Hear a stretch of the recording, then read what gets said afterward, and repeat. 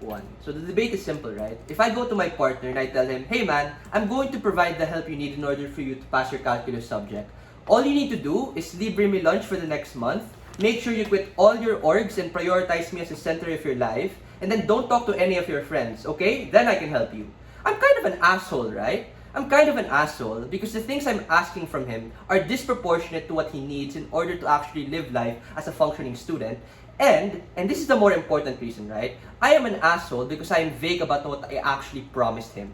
Let's be clear, Joseph gave structural reasons why the US is not likely to give good conditions. Trump is in power, he doesn't give a single shit about this, at least in comparison to all of the MAGA things he wants to do, and he literally already cut funding for US aid, which reverberates to one of the conditions stipulated in the info slide. This, in and of itself, responds to a lot of the mechanisms and claims of LO on the matter that the US is likely to be a useful ally. So, the conclusion is simple. The current conditions given by the US are vague, and they require Syria as the actor to give up overwhelmingly their defensive capabilities. So, the conclusion is very simple. Fuck the US, let's at least do something else, or at least try to. A lot of responses to LO. 1. Syria is at best apathetic and at worst skeptical of the US. This is because of what Obama did in the past. They bombed the shit out of Syria, right? The current average Syrian on the ground will see these concessions to the US as undermining their legitimacy and the authority of their state, the state that their sons, brothers, and fathers fought for when they overthrew Bashar al-Assad.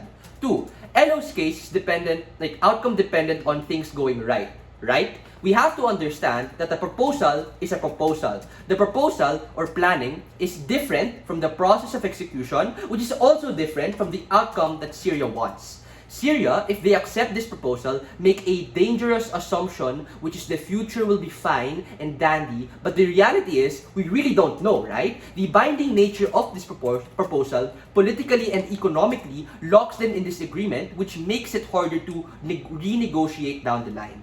Even if they could, it gives the US an upper hand already in the initial negotiations because the extent of the levying of sanctions is unclear. Third, there's an economic cost to doing all of these concessions. It costs money to dismantle and dispose chemical weapons or release once you get your radiation outbreaks. It costs money to commit to counter-terrorist cooperations overseas. If foreign fighters are excluded from government, then it creates a power vacuum. These foreign fighters from proximate countries represent the socio-cultural diversity that Joseph said, and they were even the ones who helped assist overthrow Assad. This undermines their sovereignty and autonomy as a people.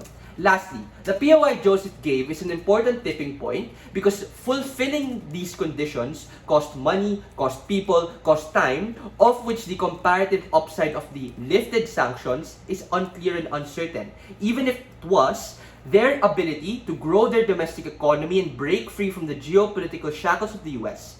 This allows them to create and develop their own institutions like banks, like center of governments, like schools, etc.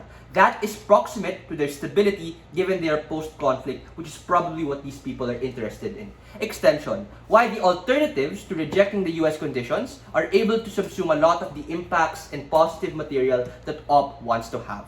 First, I want to posit two very simple things that the Syrian government can do that allows for more assurance and more flexibility to cater to their interests. The first option is to wait and barter. The second action is to prioritize stability. Why is this true? The first mechanism is on waiting and bartering. This is the most reasonable alternative that Syrian government can offer. It doesn't sound sexy to say in a debate speech, but it's also objectively the correct option. Why does side opposition have to defend the comparative of being in a relationship with the US on their side of the house? On their side of the house, the syntax in which the way the motion is worded requires them to be able to readily accept the current proposal at hand. Look, we take a hardline stance. Joseph explains that the US is probably going to be a shit partner. That's the likely alternative. So, what we posit then is to open your opportunities to new people. DLO actually asks us question. If not the US, then who?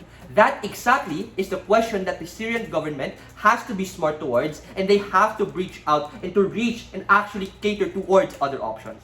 Note, the exclusivity from the exclusive harm that you get on side opposition is you literally lock yourself in the position of being the pet of the United States.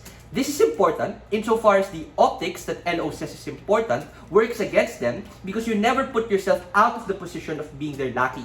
It's not a symbiotic relationship, it's a parasitic relationship. This is comparatively better on our side because at least on our side, Syria can barter for a better and more concrete deal with a better leader who can actually cater to their interests. Before the second mechanism, go POI. Can the SIG afford to wait? I mean, probably not, but at the same time, all of these things are contingent on actually getting the best possible deal for them. This is definitely not the best possible deal for them, precisely because every single thing is unsure. Literally what I said in my introduction. The US is getting all of the upside that they want, Syria is getting nothing. They're only getting a single fucking promise. The second mechanism is on what the interim government have to prioritize. E.g., literally just ensuring that the country is protected by its own people. They ought to prioritize their own domestic and international borders precisely because of how new the interim government is and how this transitionary period is going to still be unstabilized. What are the conditions that the US wants that is contrary to this particular interest? The US are likely demilitarizing and allowing all of the ammunition and equipment that Syria needs to be taken out of the country. 2. The exclusive nuance of chemical weapons also applies to how all of the countries around Syria probably wouldn't like it if the other countries around you like literally hate you and literally want to invade you. 3rd, NO explains that the army is so weak because of the civil war. Then, that is exactly why we ought not to demilitarize or at least not ought to accept the conditions of the US. Like if it's so weak, then these things that the US wants probably take us want to take from us is precisely what acts as our last defense in order to make sure we don't blow up again. Weighing our material quite explicitly. Opposition is dependent on external factors working. I want to emphasize that planning is different from execution, which is different from outcome. So, just on feasibility and likelihood of assurance, prioritizing, yes, having to wait is probably the preferred option as opposed to literally accepting a bad deal.